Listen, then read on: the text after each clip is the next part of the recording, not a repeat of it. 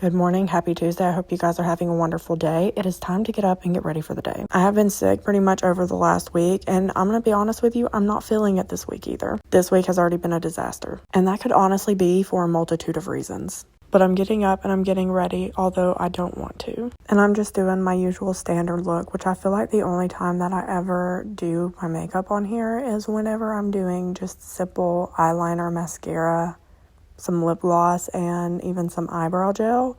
I never do my full faces of makeup on here, which I have done a full face of makeup for the last 2 days. But I really didn't want to go too heavy today, primarily because I skipped going to the gym yesterday, so I'm going to end up doing that sometime today. I got up and I got ready yesterday for an interview, specifically over Zoom, and I don't know what it was, but the scheduling between whoever was scheduling the interview and whoever was doing the interview was not there. Like, there was no communication whatsoever.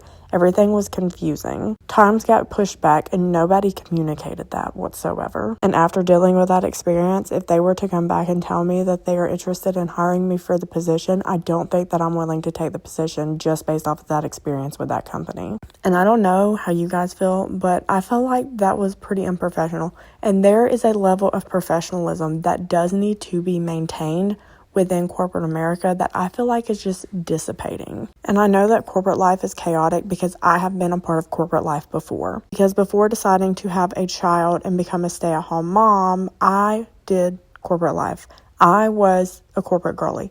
I wanted to be the boss babe. I wanted to reach the highest position in a company that I could. I had goals, and at the age of 18, when I started getting into big girl jobs, I immediately started aiming for those goals. However, I decided to step back, and in all honesty, if it wasn't for the fact of how things are going right now with the economy, I wouldn't even be trying to get back into corporate America at all. But DoorDash just is not cutting it for me anymore right now. I don't make enough money, and the schedule is way too sporadic for me to keep on doing. And finding a job that just simply pays minimum wage isn't going to cut it if I'm going to have to pay someone to watch my son. At that point, I'd just be paying to get away from my son, and I'm not trying to get away from my son. I'm doing it because we need the extra money.